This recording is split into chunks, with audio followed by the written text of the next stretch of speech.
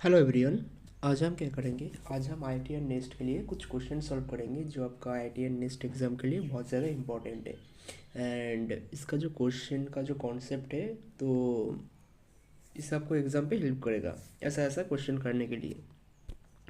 तो बायोलॉजी के कुछ क्वेश्चन है उनमें जो इकोलॉजी, इवोल्यूशन एंड जेनेटिक्स का एक साथ मिक्स्ड अप क्वेश्चंस है। एंड नेक्स्ट डे जब हम करेंगे वो हम बायोकेमिस्ट्री का कुछ कुछ क्वेश्चन सॉल्व करेंगे जो आई टी नेस्ट पे आते रहते हैं। तो पहले वाला जो क्वेश्चन है, पहले हम इसे देखेंगे। तो क्वेश्चन पे क्या बोला? The number of alleles possible for a gene. तो बोला जा रहा है कि एक जीन पे कितना सारा एलील्स एक्चुअली पॉसिबल है। एक जीन पे कितना सारा एक्चुअली एलील्स पॉसिबल है। तो एक्चुअली एलील्स क्या होता है? एलील्स हम सब जानता है क्या होता है। एलील्स होता है alternative form of A gene. तो एलील्स क्या है? एलील्स है alternative form of A gene. मतलब सोचो कि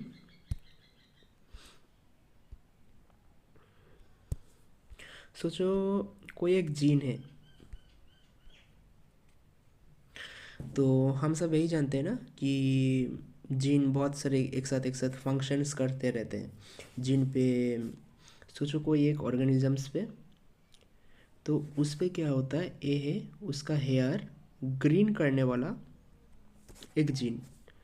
एंड यहाँ पे है कोई एक ऑर्गेनिजम्स का जो हेयर कलर येलो करने का जीन। तो अगर एक ग्रीन डोमिनेंट हुआ तो ग्रीन कलर आएगा इस ऑर्गेनिजम्स पे, है ना।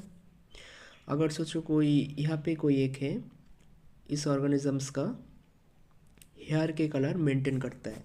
वो क्या करता है, उसका जो हेयर है वो ब्राउन करता है। और यहाँ पे क्या है, वो उस ऑर्गेनिजम्स का हेयर का कलर ब्लैक करता है।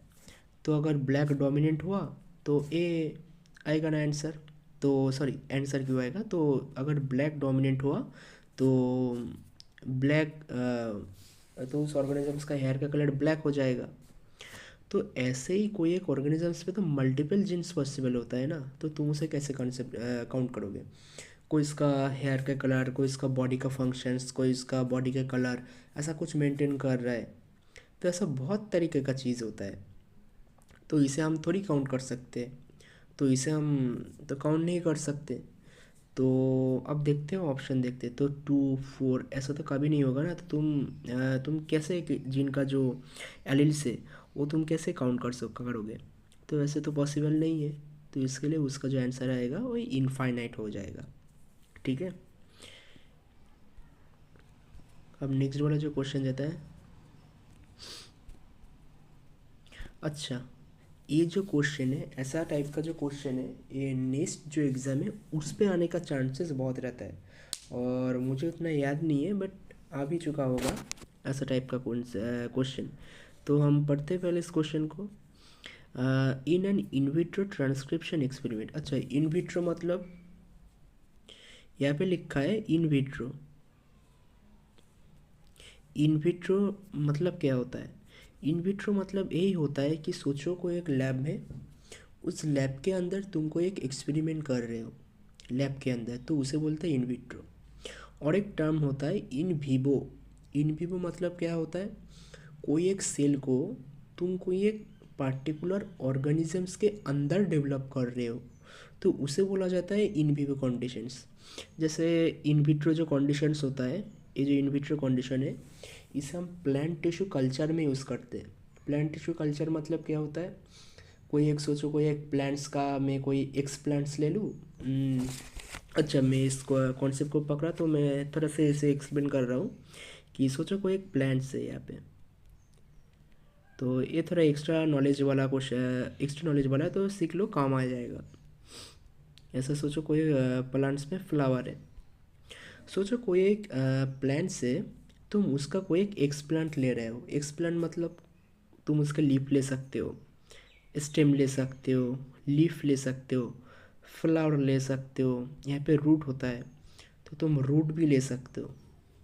तो जब तुम कोई एक प्लांट्स का एक्सप्लांट ले लो, उसको हम क्या करेंगे, सोचो मैं एक्सप्लांट के साथ मतलब मैं एक लीफ को ले लूँ, इस लिप को मैं क्या करूँगा, एक कॉन्टामिनेशन फ्री एक कंडीशन पे डालूँगा, उसको मैं कोई एक कल्चर पे डालूँगा, कोई मैं उसे कल्चर पे डाल दूँगा, वहाँ पे मैं इसका ग्रो कराऊँगा।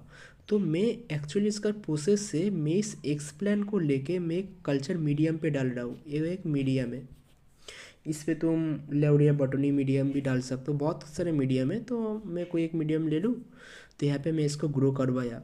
उसके बाद यहाँ पे क्या होगा, थोड़ा थोड़ा छोटा छोटा प्लांटलेट्स हो जाएगा, छोटा छोटा प्लांटलेट्स हो जाएगा, वहाँ से एक बड़ा कोई एक प्लांट आ जाएगा थोड़ा सा छोटा। अब इसको हम टॉप पे पुट कर देंगे तो यहाँ से एक बड़ा प्लांट आ जाएगा। तो ये जो प्रोसेस है इसको बोलते हैं प्लांट टिश्यू कल्चर। इस प्लांट टिश्यू कल्चर में हम इन विट्रो ग्रोथ कराते हैं। तो यही है इन विट्रो कंडीशंस। अच्छा, तो ये वाला जो कॉन्सेप्ट है क्लियर हो। अब हम क्वेश्चन पे आते हैं।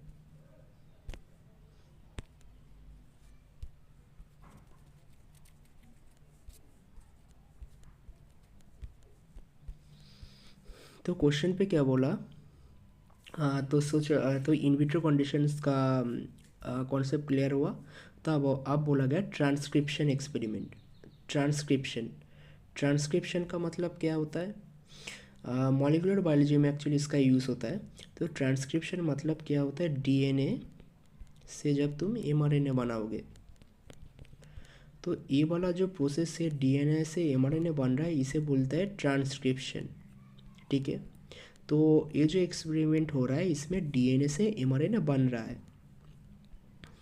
तो transcript both stand of DNA, तो ट्रांसक्रिप्ट हो रहा है बोथ स्टैंड ऑफ डीएनए और separated and analyse the base composition and the result obtain in shown of the following table determine which DNA stand is serving the mRNA synthesis. अच्छा, तो क्या हो रहा है, एक ट्रांसक्रिप्शन एक्सपेरिमेंट हो रहा है एंड डीएनए को सेपरेट करा जा रहा है यहाँ पे, एंड एनालाइज करा जा रहा है उसका बेस कंपोजिशन को। तो देखो यहाँ पे एक क्या ले जा रहा है, तो इसका ये जो एक्सपेरिमेंट है उसका एक टेबल दिया गया है यहाँ पे। तो एक है DNA standard on and another है डीएनए स्टैंडर्ड टू। हम क्या जानते हैं कि कोई एक डीएनए से एमआरएनए बनता है ना, डीएनए से एमआरएनए बनता है। तो हम कैसे जानेंगे कि ये जो डीएनए, ये जो एमआरएनए बना, इस एमआरएनए इस डीएनए से बना, इसका कैसा कॉन्सेप्ट क्लियर होगा, इसका लॉजिक कैसा है। तो इस एमआरएनए का जो बेस कॉम्पोजिशन होगा, मतलब ATGCU जो डीएनए का जो बेस कॉम्पोजिशन होगा, और उसका सेम बेस कॉम्पोजिशन एमआरएनए का होना चाहिए। मतलब इसका मतलब है, सोचें एमआरएनए पे ऐसा सीक्वेंस है, अगर एडेनिन डीएनए पे 28 है, तो एमआरएनए पे भी उस एडेनिन का अमाउंट 27.7 या फिर 28 या फिर 25.3, मतलब अप्रोक्स सेम होना चाहिए। सेम ऐसी साइटोसिन अगर सोचो 15 है डीएनए पे, तो एमआरएनए पे भी वो 14 ऐसा कुछ होना चाहिए, मतलब अप्रोक्स सेम होना चाहिए यहाँ पे। तो देखो, तो इसका ही है एक्चुअली कॉन्सेप्ट। तो ये जो है डीएनए स्टैंडर्ड ऑन है यहाँ पे, एंड यहाँ पे है डीएनए स्टैंडर्ड टू, और उससे क्या हो रहा है, ये एमआरएनए बन रहा है। तो यहाँ पे क्या बोला गया, तो देखो इसका साथ एक्चुअली मैचिंग करो। डीएनए स्टैंडर्ड ऑन का गुआनिन का अमाउंट कितना बोला गया, 28.8, एंड डीएनए स्टैंडर्ड टू का बोला गया 20, और एमआरएनए हुआ 24। ठीक है, तो दोनों का अप्रॉक्स थोड़ा सा आ रहा है, लेकिन हम इस पर प्रेडिक्ट नहीं कर सकते। हम नेक्स्ट वाला देखते हैं। एडेनिन क्या बोला गया यहाँ पे, 30 बोला गया। डीएनए स्टैंडर्ड टू पे बोला गया 26.2, एंड एडेनिन है 28.6। ठीक है, थाइमिन है 28, डीएनए स्टैंडर्ड टू का थाइमिन है 30, एंड एमआरएनए का है 0। तो इसका सीधा एक फंडा में क्लियर कर देता हूँ। डीएनए पे क्या होता है, adenine, guanine, thymine and cytosine होता है ना। अगर तुम एमआरएनए पे जाओगे तो उसके बदल में क्या होगा, यूरासिल होगा ना। है ना। mRNA पे क्या आ जाता है, mRNA पे यूरासिल आ जाता है। तो अब इस पे देखो, ये जो एक्चुअली जो डीएनए होता है उस पे AGTC होता है, और एक ये होता है mRNA पे, उसका बदल में क्या हो जाता है, यूरासिल आ जाता है। जो यूरासिल जब आता है तो उसका हम बेस एक्सचेंज करके देख सकते हैं यहाँ पे। जैसे यहाँ पे अगर थाइमिन है तो उसका एक्सचेंज होकर यूरासिल आएगा। तो अगर थाइमिन अगर कोई एक डीएनए पे 26 है, तो उससे जो mRNA बनता है उसका जो यूरासिल होता है उसका 28 सॉरी 25 या फिर 24.9 ऐसे अप्रॉक्स सेम आ जाता है। तो डीएनए पे अगर थाइमिन रहता है तो और उसका जो mRNA बढ़ेगा थाइमिन के बदल में वो यूरासिल आ जाता है। तो अब हम देखते हैं यहाँ पे, जैसे देखो डीएनए स्टैंडर्ड ऑन का जो यूरासिल है वो ज़ीरो है। डीएनए स्टैंडर्ड 2 का यूरासिल ज़ीरो है, लेकिन mRNA पे भी ज़ीरो आ गया। तो अब तो हम इसे प्रेडिक्ट नहीं कर सकते, तो अब इसे हम थाइमिन का अमाउंट देखते हैं। थाइमिन पे क्या बोला गया, 28 बोला गया, है ना। डीएनए स्टैंडर्ड 2 का थाइमिन क्या बोला गया, 30 बोला गया। और उसका जो mRNA बना, थाइमिन के चेंज होके क्या होता है, mRNA पे यूरासिल हो जाता है। तो अब हम mRNA का यूरासिल चेक करते हैं, यहाँ पे 25.8 है। तो अप्रॉक्स किसका सेम आ रहा है, डीएनए स्टैंडर्ड ऑन का सेम आ रहा है ना। तो इसके लिए इसका जो आंसर है वो डीएनए स्टैंडर्ड ऑन आ जाएगा। अब हम थोड़ा सा क्वेश्चन पीछे से देखते हैं।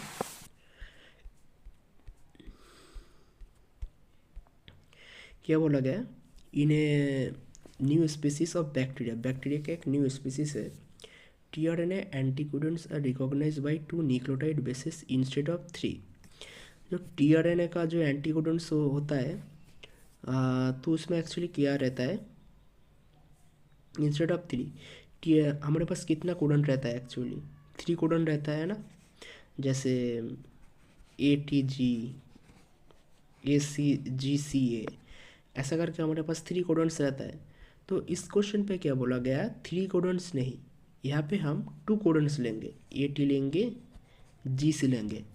तो ऐसे हम 3 कोडन्स ले रहे हैं। तो what would be the number of amino acids and the number of peptide bonds.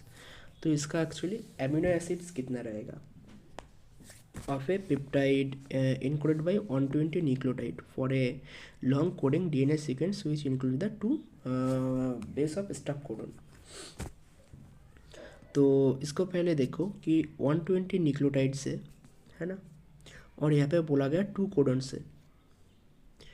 तो अगर यहाँ पे 3 कोडन्स रहता तो हम 120 से 3 और डिवाइड कर देते, लेकिन यहाँ पे 2 कोडन्स है तो 120 से 2 का डिवाइड कर दो, तो क्या आएगा, यहाँ पे 60 आ रहा है।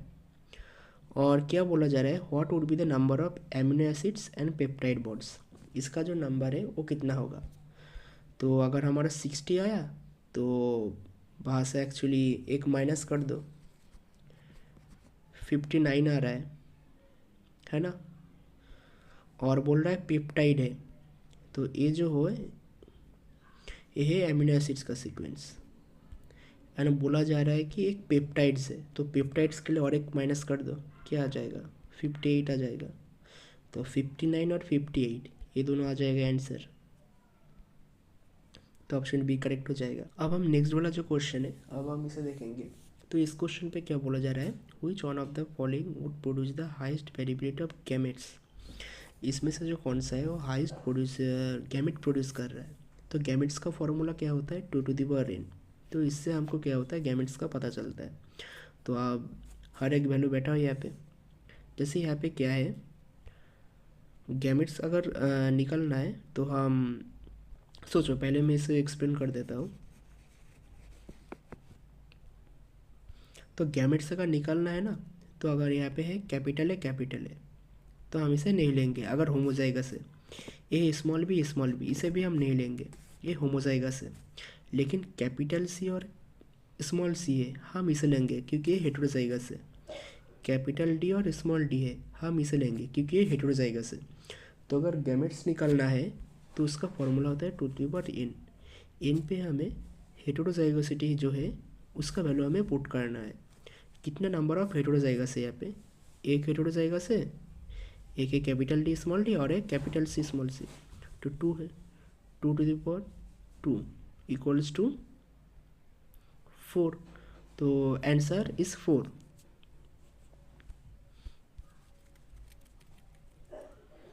तो अब हम इसे एक एक करके ऑप्शन चेक करते हैं। यहाँ पे क्या बोला, एक है कैपिटल वाई स्मॉल वाई, एक कैपिटल टी स्मॉल टी और एक कैपिटल आर स्मॉल आर। 2 आ जाएगा, 3 है तो इक्वल्स टू 8 आ जाएगा। तो ऑप्शन ये नहीं है, ए पे हम देखते पहले।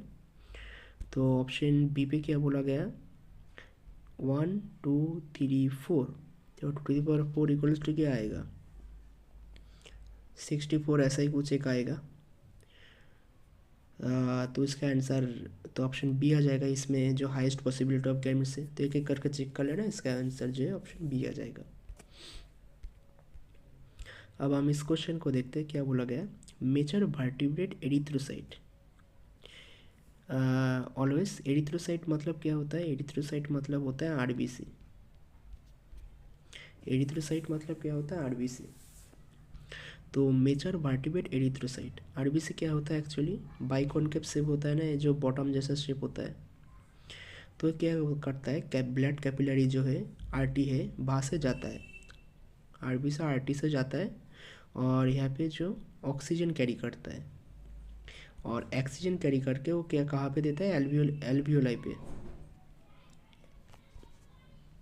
एल्वियोलाई पे वो ऑक्सीजन सेंड कर देता है। तो क्या बोला गया, आरबीसी पे क्या होता है एक्चुअली, न्यूक्लियस नहीं होता ना आरबीसी पे। आरबीसी पे एक्चुअली न्यूक्लियस नहीं होता। क्यों आरबीसी पे न्यूक्लियस नहीं होता, आरबीसी पे सोचो कोई एक ट्रैक है। अच्छा, इसका कॉन्सेप्ट भी क्लियर कर देता हूँ कि सोचो कोई एक ट्रक है, उस ट्रक पे तुम्हें सामान ले जाना है, तो तुम उसे उस ट्रक पे बहुत सारे बॉक्स दे दिए। तो अगर उस ट्रक पहले से भरा हुआ है तो तुम उसे ज़्यादा, उस ट्रक पे तो ज़्यादा बॉक्स नहीं डाल सकते। अगर उस ट्रक अगर खाली है, पूरा खाली है, तो तुम उस पर ज़्यादा बॉक्स डाल सकते हो ना। तो सेम ऐसे ही आरबीसी पे एक्चुअली न्यूक्लियस का ज़रूरत नहीं पड़ता। अगर तुम आरबीसी पे एक न्यूक्लियस डाल देते हो ना, तो वो ऑक्सीजन ज़्यादा कैरी नहीं कर पाएगा। अगर आरबीसी ज़्यादा से ज़्यादा ऑक्सीजन कैरी नहीं कर पाए तो हमारा एल्वियोलाई पे तो ज़्यादा ऑक्सीजन नहीं रह जाएगा। तो इसलिए आरबीसी के पास न्यूक्लियस नहीं रहता। तो आरबीसी क्या होता है, बाई कॉन्सेप्ट शेप होता है, लैक ऑफ न्यूक्लियस मतलब न्यूक्लियस नहीं रहता, और ऑक्सीजन भी कैरी कर सकता है। तो इसका आंसर आ जाएगा ऑल ऑफ अबव।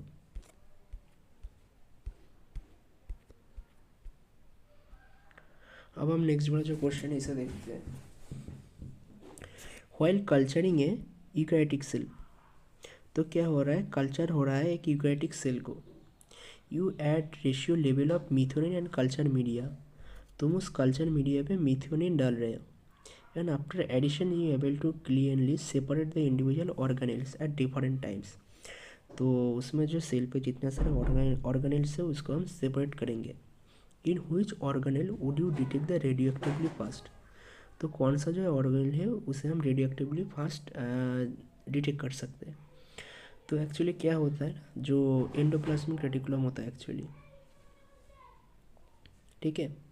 तो एंडोप्लाज्मिक रेटिकुलम पे एक्चुअली क्या होता है, यहाँ पे मैं गोल्गी दे रहा हूँ, और ये है एंडोप्लाज्मिक रेटिकुलम। एंडोप्लाज्मिक रेटिकुलम पे क्या होता है,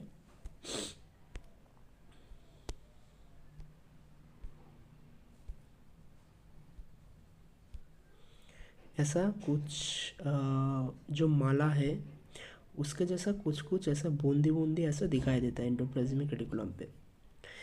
एंडोप्लाज्मिक रेटिकुलम पे क्या होता है, ऐसा कुछ थोड़ा गोल गोल ऐसा कुछ दिखाई देता है, जैसे मैं ब्लैक कलर से यहाँ पे ड्रॉ करा। तो इसलिए अगर एंडोप्लाज्मिक रेटिकुलम पे थोड़ा जो बूंदी बूंदी टाइप का ऐसा कुछ दिखाई देता है, तो जब तुम उसे माइक्रोस्कोप पे डालोगे तो उसे ही हम पहले देख सकते हैं, क्योंकि वो तरह गोल गोल टाइप का रहता है। और यहाँ पे रफ एंडोप्लाज्मिक रेटिकुलम बोला गया है, मतलब यहाँ पे गोल गोल टाइप का ऐसा स्ट्रक्चर रहता है एंडोप्लाज्मिक रेटिकुलम पे, तो इसलिए हम उसे रफ एंडोप्लाज्मिक रेटिकुलम बोलते हैं। तो इसलिए यही पहले डिटेक्ट होता है, तो इसलिए इसका जो आंसर आ जाएगा वो RER हो जाएगा।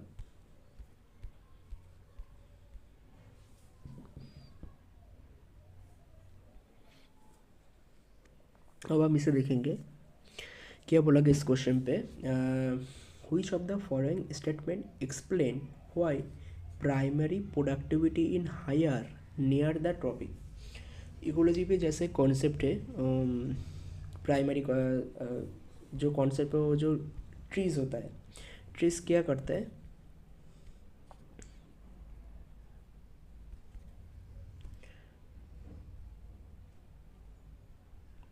जो ट्रीज रहता है ना, तो वो क्या करता है, सन से लाइट कंज्यूम करता है।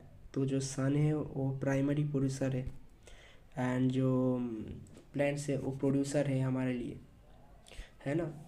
तो उससे क्या आ जाएगा, तो जो प्लांट्स है वो ऑटोट्रोप्स है एक्चुअली, उससे जो प्लांट्स है वो कहाँ पे जाएगा, हार्बीवोर पे, प्राइमरी हार्बीवोर पे जाएगा। सोचो इस प्लांट्स को कौन खा रहा है, कोई एक गोट खा रहा है, तो मैं उसे गोट बोल दूँ, गोट खा रहा है। अब उस गोट से जा रहा है, गोट को कौन खा रहा है, एक सोचो कोई एक फॉक्स खा रहा है ना। तो प्राइमरी और हार्बीवोर हो रहा है, ये सेकेंडरी हार्बीवोर, सॉरी कार्निवोर बोल रहा हूँ मैं, इसे मैं कार्निवोर बोल रहा हूँ, कार्निवोर। फॉक्स को खाया जा रहा है, सोचो कोई एक टाइगर है, वो है टॉप कार्निवोर, ठीक है।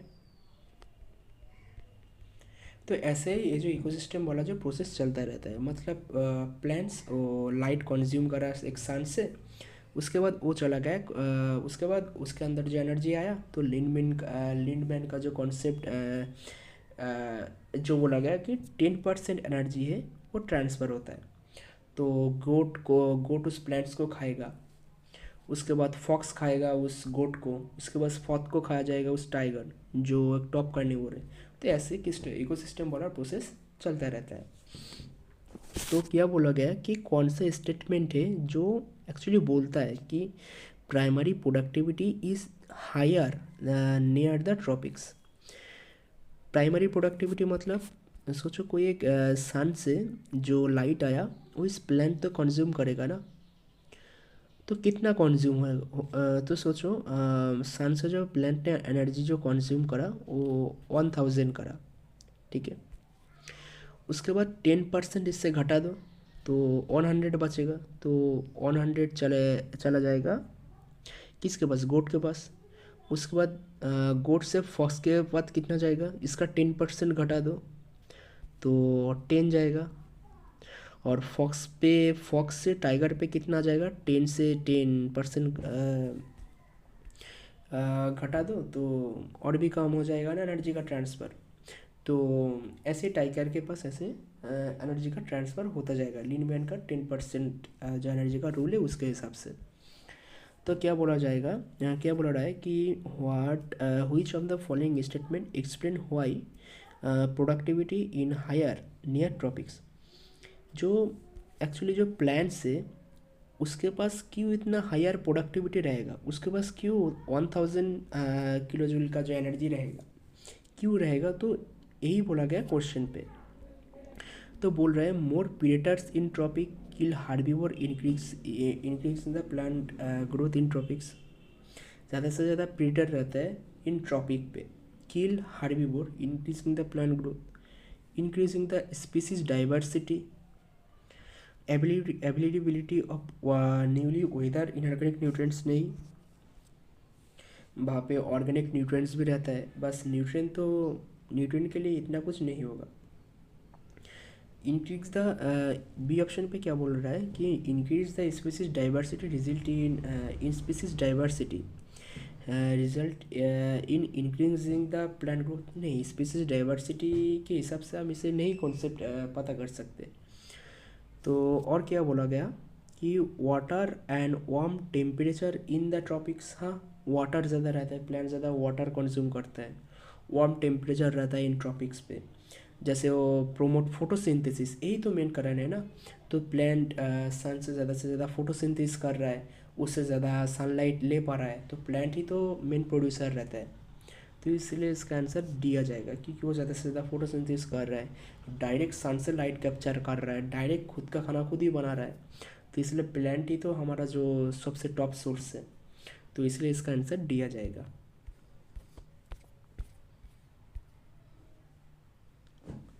अब क्या बोला जा रहा है, अच्छा ये थोड़ा इवोल्यूशन वाला क्वेश्चन है। तो यहाँ पे क्या बोला गया, which of the following statement is correct given is the phylogeneticity. Actually phylogeny एक ट्री है।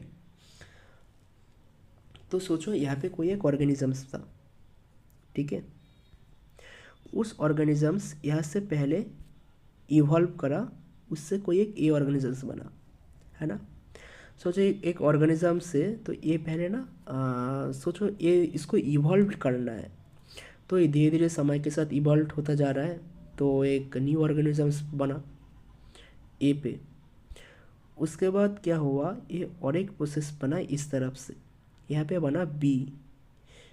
बी पे सोचो कि ये एक ऑर्गेनिज्म से वो थोड़ा सा मतलब थोड़ा कोल्ड टेम्परेचर पे रह सकता है, थोड़ा और भी इवॉल्व, ज़्यादा इवॉल्व होगा, उसके पास ज़्यादा पावर हो रहा है। उसके बाद सी बना, उसके बाद डी बना, ऐसे ऐसे करके एक ऑर्गेनिज्म से खुद की इवॉल्व कर रहा है, तो इसे हम फाइलोजेनेटिसिटी बोलते हैं। तो अब क्या बोल रहा है कि ए हैज़ गन एक्सटिंक्ट, ये क्या एक्सटिंक्ट हो रहा है यहाँ पे, A is more closely related to C and D, ये क्या सी एंड डी से ज़्यादा क्लोजली रिलेटेड है। ये देखो एक फाइलोजेनी ट्री पे बहुत दूर है सी एंड डी से, तो तो इसका क्लोजली रिलेटेड तो हो नहीं रहा है ना। अगर ये थोड़ा पास में रहता है, इस तरफ से अगर ये रहता तो इसका क्लोजली रिलेटेड रहता, लेकिन ये तो इसका क्लोजली रिलेटेड नहीं है, ये तो बहुत दूर है सी एंड डी से, तो इसका क्लोजली रिलेटेड तो हो नहीं रहा है, तो इसका जो बी आंसर है वो तो नहीं होगा। D evolve from C, D क्या सी से इवॉल्व हुआ, डी एक्चुअली जो इवॉल्व हुआ वो बी आया, बी से एक तरफ से सी गया और एक तरफ से डी हुआ, तो डी तो सी से इवॉल्व नहीं हो रहा है ना। अगर सी से एक्चुअली ऐसा करके डी बनता तो इवॉल्व होता सी से, लेकिन ऐसा तो नहीं हो रहा है, तो ये ऑप्शन भी तो नहीं हो रहा है। और क्या बोला, B C D share a common ancestor, B C and D को नोटिस करो ठीक से। ये जो ऑर्गेनिजम्स पे सोचो, एक ऑर्गेनिजम्स पे उससे एक तरफ से बी बना, उससे एक तरफ से सी और डी बना, तो बी सी और डी तो कॉमन एंसेस्टर शेयर कर रहे हैं, तो इसका जो आंसर है वो डी आ जाएगा, ठीक है। मतलब ऐसा है ना, मैं इसको जूम करके दिखा रहा हूँ, ठीक है। ऑर्गेनिजम्स पे एक तरफ से बी बन रहा है और एक तरफ से ऐसे सी बना और एक तरफ से डी बना, तो ये जो ऑर्गेनिज्म से इससे एक तरफ से बी बन रहा है, और इसी सेम ऑर्गेनिज्म से ही एक तरफ से सी बन रहा है और एक तरफ से डी बन रहा है, सेम ऑर्गेनिज्म से एक तरफ से बी बना, ठीक है, और एक तरफ से सी एंड डी बन गया, तो ये भी तो आंसर पे आ जाएगा ना। तो इसके इससे तो इवॉल्व हो रहा है, तो इसलिए इसका जो आंसर है वो डी आ जाएगा। तो हम क्या करेंगे अभी, इस नेक्स्ट वाला जो क्वेश्चन है इसे हम देखेंगे। यहाँ पे क्या बोला गया कि एक ह्यूमन डीएनए है वो 80% साइटोसिन कंटेंट कर रहा है, और ये जो एक्सपेरिमेंट हो रहा है एक मॉलिकुलर बेसिक्स पे हो रहा है, तो इसका जो percentage A G and T का कितना होगा, तो यही हमें बताना पड़ेगा। तो सोचो कोई एक डीएनए है, डीएनए पे एक्चुअली क्या रहता है, प्यूरिन रहता है ना, और एक है पिरीमिडिन रहता है। प्यूरिन पे क्या होता है, एडेनिन गुआनिन, प्यूरिन पे क्या होता है, थाइमिन रहता है, साइटोसिन रहता है, एंड यूरासिल रहता है, लेकिन हम यहाँ पे यूरासिल की बात नहीं कर रहे हैं क्योंकि हम इसे mRNA की बात नहीं कर रहे हैं, यहाँ पे हम DNA की बात कर रहे हैं। तो इसलिए हम यूरासिल को नहीं काउंट करेंगे। तो क्या बोला गया, मॉलिकुलर बेसिस पे क्या बोला गया, 80% साइटोसिन रहता है। तो जो साइटोसिन का जो अमाउंट है वो है 18%। साइटोसिन का जो अमाउंट है वो है 18%। तो सोचो कोई एक DNA है ना, कोई एक DNA है, DNA पे तो 100% पहले रहेगा अमाउंट। उस DNA को हम 2 टाइप से डिवाइड कर रहे हैं, एक है प्यूरिन एंड अनदर है पिरिमिडिन। तो 100 को हम 2 से डिवाइड कर रहे हैं, मतलब 100 डिवाइड हो रहा है प्यूरिन से और एक पिरिमिडिन से। तो प्यूरिन आ जाएगा 100 में से 50% एंड पिरिमिडिन आ जाएगा और 50%, है ना। तो ऐसे हम इसको डिवाइड कर रहे हैं। उसके बाद वो जो 50% है,